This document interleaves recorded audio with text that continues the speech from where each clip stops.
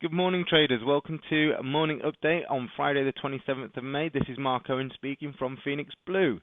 It has been a fantastic week yet again from Phoenix Blue. We've had a very disciplined week, not so many trades, but the ones that we've taken have been pretty damn good, if I don't mind saying so myself. We did have a losing trade yesterday, but we did have an alternative fallback position on this trade, which I will show you later on in the morning update. We have hit target one and stops are at break even now on that, so money that was lost we have now recouped. There was a fundamental bias behind it, so we will come to that shortly. If you haven't yet registered on our website, which is www.phoenixblue.co.uk, please do so. Register on our website, subscribe to our morning updates for free. This way you don't need to log into YouTube each day. The videos will get sent to you. Also, we do monthly newsletters. Sign up for that. You'll get a newsletter on best trades, worst trades, potential market opportunities, all different things the newsletter will be on, whether it's fundamentals, etc. They'll be coming out once a month. And also follow us on social media. We post any sort of relevant updates, whether it's to do with news, trading charts. If there's not a lot to trade, we'll then look at some sort of motivational quotes, some self-development traits that will always assist you in your trading. Okay, so if you've never met the Phoenix Blue team before, you do have an opportunity. This next coming Friday, the 3rd of June, we are at the London Forex Expo. This is held at the Grange Tower Bridge Hotel. We will be speaking for about 20 minutes. We are waiting the time slot, so I can't confirm what time we will be speaking. We're going to talk about commitment to traders. We're going to talk about some educational sort of seasonality as well. It's only a 20-minute slot, so the rest of the day we will be free. We will be on our stand, and we'll be happy to talk to anyone that's interested in learning our methodology, or just if you want to come down and have a chat and see what trading's all about. We'll be happy to help in any form that is possible. Okay, so what news announcements have we got taken off today? Well, it's day 2 of the G7 meetings. We've got preliminary GDP quarter on quarter. We can see that the forecast is slightly increased to what was the previous one, which was 0.5, and forecast today is 0.8. We could probably agree with the GDP with a potential increase, because the ISM and PMI numbers have been relatively good in recent months. So we could potentially see an increase in GDP, which should therefore be strong for the US dollar. More importantly, we've also got Mrs. Yellen speaking at 6:15 UK time. Will she be dovish or will she be more hawkish? Will she be commenting on the potential rate hike that is being announced now quite a lot for June? So will we see that continued strengthening of the greenback? Let's hope so. Direction is always good. Okay, so what's happened overnight? Well, we're looking at the Shanghai Composite.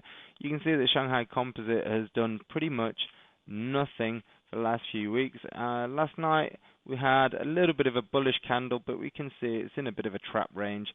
It really isn't doing anything over these last 2 or 3 weeks.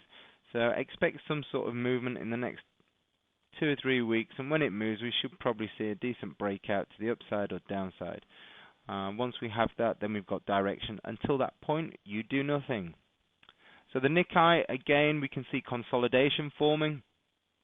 What happened last night in the market? Well, we can see that we had a bearish candle, but it's inside the previous candle. Is this anything that we can potentially look to trade? Absolutely not. If you were wanting to trade this market, I would advise not, but if you were wanting to trade it, there's only 2 places you should be trading, and that's from resistance and support, and wait for your price action. So somewhere around here and around here, we can either look to go short from the top or long from the bottom. But look what's happening. Look at the trend line. Look at the trend line. You're coming into the apex. You're coming into this little tight consolidation area. The risk reward is not very good. So why bother? Sit out of the market, wait for the direction, find another market that will actually be able to give you a positive risk reward. So the dollar index, what's happening here? Well, we can see it's been in a bit of a bearish channel over the last couple of months since the beginning of the year. But if we look further back than this, 92 was a key support level, which we've had a very clear push up from. We've seen dollar strength right up until the top of this channel. 95 was a big barrier as well for it to break through, and it did it quite comfortably. We've had a test of the trend line. It's come back into the 95.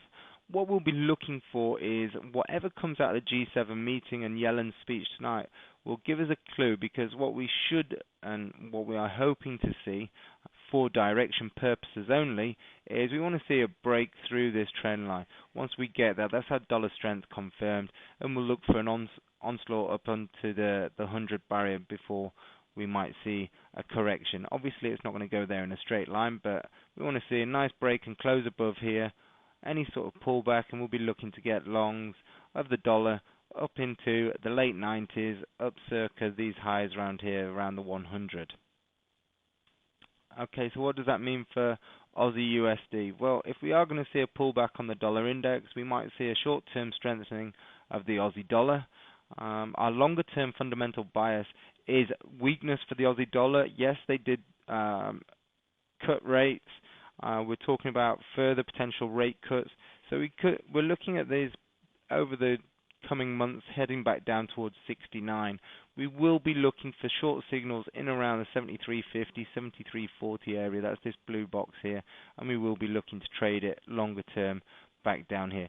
We did have an original position running from 73.40.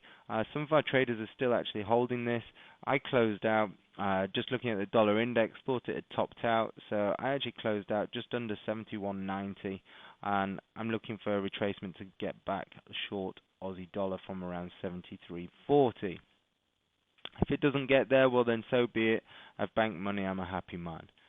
Next chart we're going to look at is dollar CAD. Okay, so we did have a position that gets stopped out on us yesterday, which was basically running from these highs here around 129.80, 129.70 was where we got long yesterday. It moved down, took us out because we do trade with aggressive stops, and then our second entry was 129.33.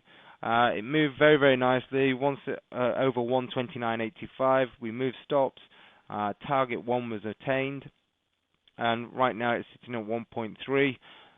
We're looking to add back into this market. Initial target is going to be 132. If we break through this, we'll be looking to add back in. Now, you'll probably be wondering, why are we thinking about taking dollar CAD long when they kept interest rates the same, which there was no rate reduction from this point here, and we saw a strengthening of CAD, which is what we expected, but it came right back into a beautiful zone of where we were looking to get long. Now, obviously, CAD is highly affected by the price of oil. So let's take a look at oil. So oil, we can see, came right up into the $50 barrier. First time it had been up there, it was a 3-month high. So we were looking at, what does this actually mean? Well, at $50, oil producers around the globe, especially in the US, the shale producers, are now contemplating starting to produce again. When prices were down in the 30s and even late 20s, the price of oil was actually too cheap for them to actually continue producing, so there was no point. So this onslaught and this rally in oil, meaning more producers are looking to come online, which is now proving to be a concern for those holding futures contracts. So you're probably going to see the 50 barrier hold, and maybe even a reduction somewhere into this 42 area, which is where my target is. So I'm short from just below the $50 barrier on the premise that more oil producers are going to start producing oil, putting an influx of oil in the market, so general supply and demand. In theory, once that lines up with our technicals, we can look for short positions. We also do have a measured move here on WTI. We can see that this move here to here is equal to this move here to here. So it's an ABCD pattern coming into structure with a fundamental analysis. So we've got short $50 barrier. We're targeting 42s, and so we've got an $8 return off less than a $1 risk. So it's a nice positive risk reward trade. Hopefully that makes sense to you. So if we're seeing the oil has topped out and we're looking for a correction in oil, let's just go back one chart. What that should mean is a weakening in the Canadian dollar, so that's dollar CAD long. So we're looking for 132 as a minimum, which should correlate somewhere in around the $45 barrier.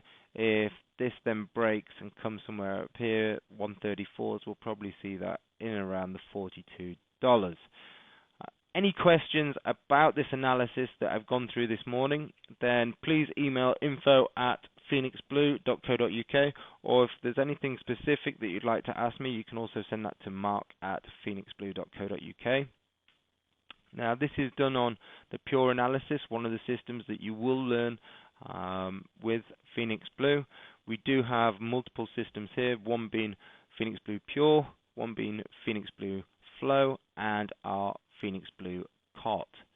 Now, any of these systems will be taught in great detail. We give you very strict rule management, risk management, everything to do with making you a more consistent trader and following a strict daily guideline. So the Pure analysis is based on clean charts, price action, and horizontal levels. We also use trend lines as well where they are more apparent. We buy and sell with the market movers. We always like to trade with a fundamental bias, and we do use the commitment traders analysis. These are independent signals based on futures and options contracts positioning, seasonal analysis, and we look to use a maximum of 40 pip stop on majors and minors. Across the cross pairs, we will use a slightly bigger stop. Well, it is bank holiday weekend as well this weekend, traders, so make sure you've got an extra additional day if you're in the UK for your analysis to be done. We won't be trading now until Tuesday. The next morning update will be Tuesday of next week. So if you've got a long weekend and you got plenty of time to do your analysis, do a great job, and also make sure you have a great weekend. Okay, traders, that's it from me, Mark Owen at Phoenix Blue, and we look forward to speaking to you on Tuesday. Have a great, profitable day. Bye-bye.